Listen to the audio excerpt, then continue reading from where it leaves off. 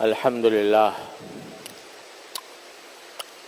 لله رب العالمين والصلاة والسلام على سيدنا ومولانا محمد خاتم النبيين وإمام المرسلين وعلى آله وأصحابه أجمعين وعلى كل من تبعهم بإحسان إلى يوم الدين اما بعد. میرے محترم بزرگوں اور دوستوں، السلام علیکم ورحمۃ اللہ تعالی وبرکاتہ. آج مجھے یہاں پہنچنے میں دیر ہو گئی اور تھوڑا سا وقت باقی ہے. ذرا میری طبیعت کچھ مضمحل بھی ہے، گھٹنوں میں تکلیف کی وجہ سے چلنا بھی ذرا مشکل ہو رہا ہے. سجدہ بھی اشارے سے کر رہا ہوں. آپ سے صحت کی دعا کی بھی درخواست ہے. تھوڑا سا وقت باقی ہے. میں نے کافی عرصے سے آپ کے سامنے سورہ حجرات کی آیتوں کی کچھ تشریح شروع کر رکھی ہے، اور در حقیقت اس مبارک صورت میں اللہ تبارک و تعالی نے جو احکام ہمیں عطا فرمائے ہیں، اللہ تعالی ہمیں ان پر عمل کی توفیق عطا فرما دے تو ہمارا معاشرہ ایسا پاکیزہ اور صاف ستھرا ہو جائے کہ کبھی کسی دو آدمیوں کے درمیان بھی جھگڑے کی نوبت نہ آئے. پچھلے جمعہ میں نے قرآن کریم کی اس آیت کی تفسیر شروع کی تھی کہ وَلَا تَلْمِزُوا أَنفُسَكُمْ وَلَا تَنَابَزُوا بِالْأَلْقَابِ. ایک دوسرے کو طعنے نہ دیا کرو، یعنی کسی شخص کے سامنے اس کی کوئی ایسی بات کرنا جو اسے ناگوار ہو اور جس کا مقصد اصلاح نہ ہو. اگر کسی بندے کے اندر کوئی خرابی ہے اور اس کی اصلاح کی غرض سے اس سے کوئی بات کی جائے تو اس میں نہ صرف یہ کہ کوئی حرج نہیں بلکہ بہت بڑے نیکی کا کام ہے، بشرطے کہ محبت سے، خیرخواہی سے، پیار کے ساتھ وہ کام کیا جائے. لیکن طعنہ دینے کی غرض سے کہ جس کو وہ آدمی یہ سمجھے کہ مجھے طعنہ دیا گیا ہے، چاہے واقعی آپ اس کی ایسی خرابی بیان کر رہے ہوں جو ہے اس میں، لیکن اس کو لپیٹ کر اس طرح کہنا کہ جس سے اس کا دل زخمی ہو، جس سے اس کو تکلیف پہنچے، جس سے اس کی دل آزاری ہو، یہ طعنہ ہے. اور قرآن کریم نے بالکل صاف لفظوں میں کہہ دیا لا تلمزوا انفسکم، ہرگز تم ایک دوسرے کو طعنے نہ دیا کرو. اور دوسری بات یہ فرمائی کہ ولا تنابزوا بالالقاب، اور تم ایک دوسرے کو ایسے القاب سے یاد نہ کیا کرو جو اسے برے لگتے ہوں. آدمی کا ایک نام ہے جو اس کی پیدائش کے وقت میں اس کے ماں باپ نے رکھا. آپ اس نام کو چھوڑ کر اسے ایک ایسے لقب سے پکارتے ہیں کہ جو اس کے لیے دل آزاری کا باعث ہے، جس سے اس کی توہین ہوتی ہے. تو یہ بھی رسول اللہ تبارک و تعالی نے فرمایا کہ ایسے الفاظ سے ایک دوسرے کو برے الفاظ سے یاد نہ کیا کرو. جیسے مثلا کوئی آدمی اس کے پاؤں میں لنگ ہے، آپ اس کو لنگڑے کہہ کر پکارتے ہیں، لنگڑا، او لنگڑے. وہ بعض اوقات خاص طور پر جو ہمارے ماتحت ہوتے ہیں یا مزدور ہوتے ہیں تو وہ بیچارے ان کے اندر اگر کوئی نقص ہے، کوئی لنگڑا ہے، کوئی کانا ہے، کوئی اندھا ہے، اگر اس کو لنگڑا کہہ کر آپ پکاریں گے یا اندھا کہہ کر پکاریں گے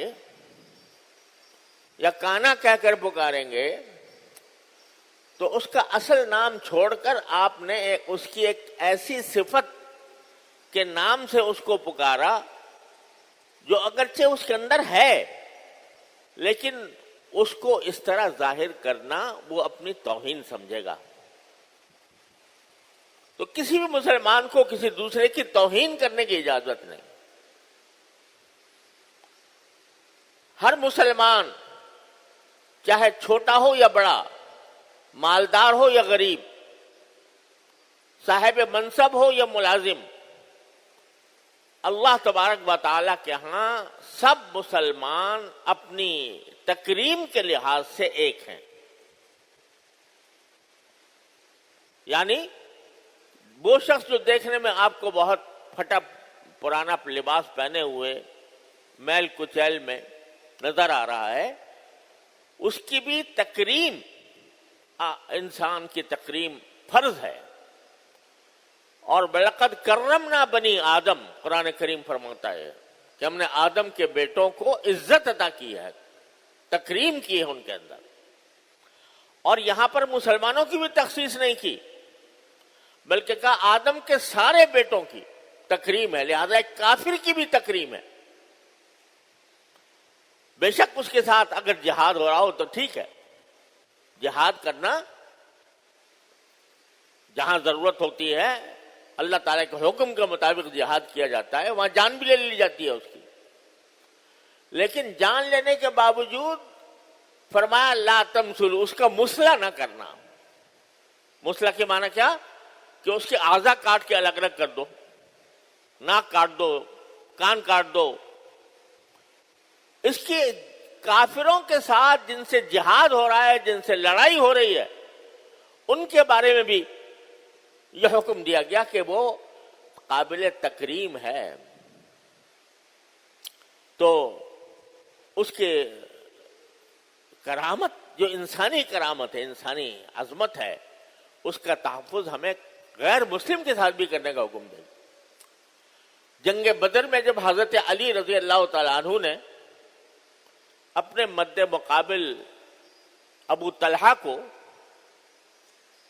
قتل کیا، 3 آدمی آئے تھے مقابلہ کرنے کے لیے، تو اس میں حضرت علی رضی اللہ تعالیٰ عنہ کے مقابل آیا تھا ابو طلحہ، جو بڑا نامور پہلوان کہلاتا تھا، بڑا نامور بہادر شخص تھا۔ آخرکار اللہ تبارک و تعالیٰ نے حضرت علی مرتضیٰ رضی اللہ تعالیٰ عنہ، حالانکہ نوجوان تھے اور وہ بڑا تجربہ کار تھا، اور جب حضرت علی اس کا مقابلہ کرنے کے لیے جا رہے تھے تو بعض صحابہ کرام نے حضرت علی سے کہا کہ ذرا دھیان سے لڑنا اس شخص سے، یہ بڑا پہلوان ہے، یا پہلوان سے مراد یہ کہ بہت بڑا بہادر ہے، اور تم نوجوان ہو، یہ تجربہ کار ہے۔ حضرت علی کا اللہ پر بھروسہ ہے۔ چنانچہ حضرت علی رضی اللہ تعالیٰ عنہ نے اس کے جب مقابلہ ہوا تو مقابلے میں حضرت علی رضی اللہ تعالیٰ عنہ کی تلوار نے اس کا سر، اس کے گردن کاٹ ڈالی، اور زمین پر اس بری طرح گرا کہ اس کا لباس اس کے شرمگاہ سے اس کا لباس اترنے لگا۔ حضرت علی رضی اللہ تعالیٰ عنہ نے اس کا لباس اس کو پہنا کر اس کو ڈھکا اور کہا کہ ہم اسلام میں ہمیں اپنے مقابل کی بھی عزت کرنی ہے، لہذا اس کو ہم ننگا چھوڑ کے نہیں جائیں گے۔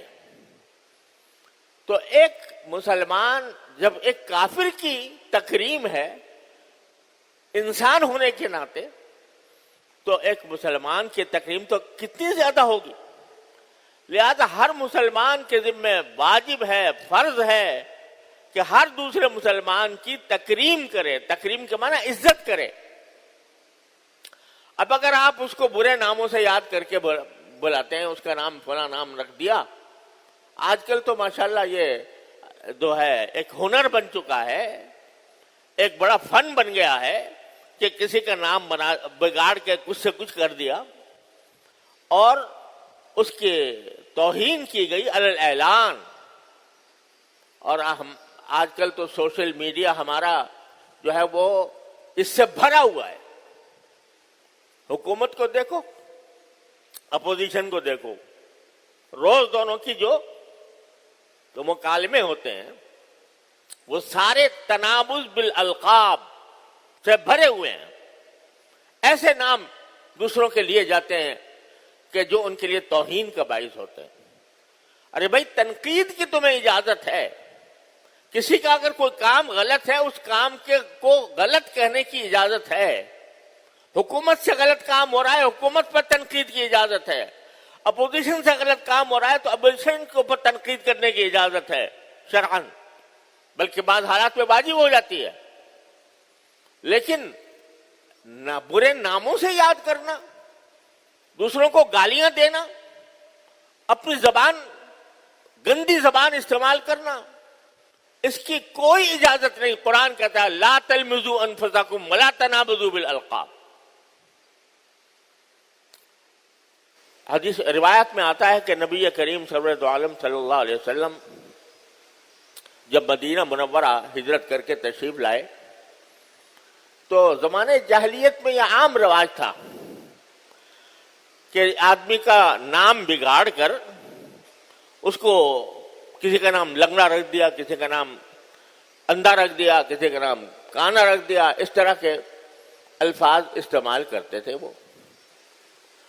تو جب نبی کریم سرور دو عالم صلی اللہ علیہ وسلم مدینہ منورہ تشریف لائے تو آپ نے سمجھا کہ شاید یہی نام ہوگا اس کا. میں لنگڑا کلولا تو میں اس طرح کہہ رہا ہوں کہ مثال کے طور پر، ورنہ بعض الفاظ ایسے ہوتے ہیں کہ جس کے بارے میں یہ تصور ہوتا ہے کہ شاید یہ اس کا صحیح نام ہو. تو نبی کریم صلی اللہ علیہ وسلم نے اس کا وہ نام لے لیا جو لوگوں میں عرفیت کے نام سے مشہور تھا، اور تھی اس میں برائی اس کی. تو روایات میں آتا ہے کہ یہ آیت اس موقع پر نازل ہوئی اور نبی کریم سرور دو عالم صلی اللہ علیہ وسلم کو متنبہ فرمایا گیا کہ یہ نام تمہیں نہیں لینے چاہیے جو جاہلیت میں لوگوں نے مشہور کر رکھے. اب آپ اندازہ کیے، نبی کریم سرور دو عالم صلی اللہ علیہ وسلم ایک عام عرف کے مطابق ایک نام لے لیا، اس پر یہ آیت کریمہ نازل ہوئی اور آپ کو اس سے منع فرمایا گیا. البتہ بعض محدثین کے آپ نے نام دیکھا ہوگا کہ ان کے ساتھ کچھ اس قسم کی نسبتیں لگی ہوئی ہیں. یہ در حقیقت ان کی توہین کے طور پر نہیں. کسی کا نام اعرج ہے، کسی کا نام اعمش ہے، یہ بطور توہین نہیں ہوتی تھی بلکہ بطور شناخت ہوتی تھی، بطور شناخت. اب بات اگر کسی آدمی کی شناخت ہی اس لقب کے ساتھ ہو گئی ہے، ساری دنیا جانتی ہے، اور وہ اس میں اپنی کوئی توہین بھی محسوس نہیں کرتا، تو بے شک اس کی اجازت ہے. اس لیے حضرات محدثین میں بہت سے لوگوں کے نام اس قسم کے آتے ہیں. لیکن ایسا لقب جو جس میں دوسرے کی توہین ہوتی ہو، جس کو وہ اپنی اہانت سمجھتا ہو، جس سے اس کا دل دکھتا ہو، ایسے الفاظ سے اس کو یاد کرنا یہ ہے منع. وَلَا تَنَابَزُوا بِالْأَلْقَابِ. اور پھر ایک عجیب جملہ فرمایا اس کے بعد قرآن کریم نے، بڑا یاد رکھنے والا، کہ بِئْسَ الِاسْمُ الْفُسُوقُ بَعْدَ الْإِيمَانِ. ایمان کے بعد سب سے بڑا برا نام جو انسان کو لگ سکتا ہے وہ یہ کہ فسق کر رہا ہے، فاسق ہے. فاسق کے معنی گنہگار. کیا مطلب؟ تم تو دوسروں کے نام لگا رہے ہو برے برے اپنے اس خیال سے کہ ہم اس کی توہین کریں گے، اس کی بے عزتی کریں گے اور لوگوں میں اس کو بدنام کریں گے. تم تو اس غرض سے ان کے نام لگا رہے ہو. ارے اس دوسروں کے نام لگانے کے نتیجے میں تم پر ایک بہت بڑا نام لگ گیا برا. وہ کیا کہ تم فاسق ہو. جو آدمی دوسروں کی توہین کرتا ہے اور دوسروں کے توہین کے لیے ان کا غلط نام رکھتا ہے، یا ان کو تانے دیتا ہے وہ فاسق ہے، وہ فاسق ہے۔ اور تمہارے نام کے ساتھ اگر یہ بات لگ گئی اللہ تعالیٰ کے ہاں کہ یہ فاسق کا بندہ ہے، یہ بندہ فاسق ہے، اس سے برا اور کیا نام ہوگا؟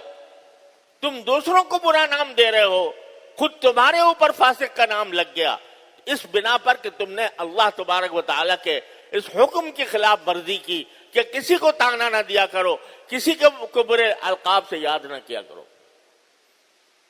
تو کیا مطلب نکلا کہ یہ اشارہ فرما دیا کہ تم جتنے بھی برے نام لکھ لو کسی کے، لنگڑا کہہ دو، اندھا کہہ دو، کانا کہہ دو، آج کل تو پتہ نہیں کیسے کیسے الفاظ نکلے ہوئے ہیں، تو وہ کہہ دو، وہ اتنے برے نہیں ہیں، لیکن تم پر ان غلط کاموں کی وجہ سے، تمہاری زبان کی خرابی کی وجہ سے تمہارے اوپر جو نام لگنے والا ہے وہ سب سے بڑا برا نام ہے، وہ ہے فاسق۔ تم فاسق ہو گئے۔ اب ذرا ہم میں سے ہر شخص اپنے گریبان میں منہ ڈال کر دیکھ لے اور جس فضا میں ہم جی رہے ہیں اس فضا کو دیکھ لے، کس طرح تانوں سے بھری ہوئی ہے۔ اب اس کو ایک فن بنا لیا گیا ہے، طنز جو ہے وہ ایک بڑا فن ہے، طنز نگار ہوتے ہیں، تو وہ کسی کی برائی بیان کرتے ہیں اس انداز سے کہ ذرا لوگ ہنس پڑے اور لوگوں کے چہرے پر مسکراہٹ آ جائے، اس لیے کہ اس کسی کی برائی انہوں نے بڑے ایسے انداز سے بیان کی ہے کہ جس سے براہ راست تو برائی نظر نہیں آ رہی، لیکن ذرا سا سے غور کرو گے تو برائی ہوگی۔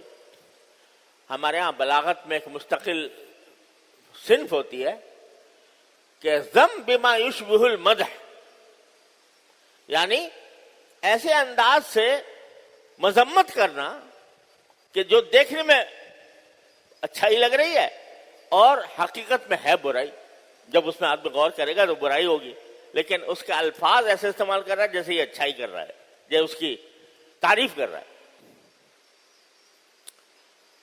تو یہ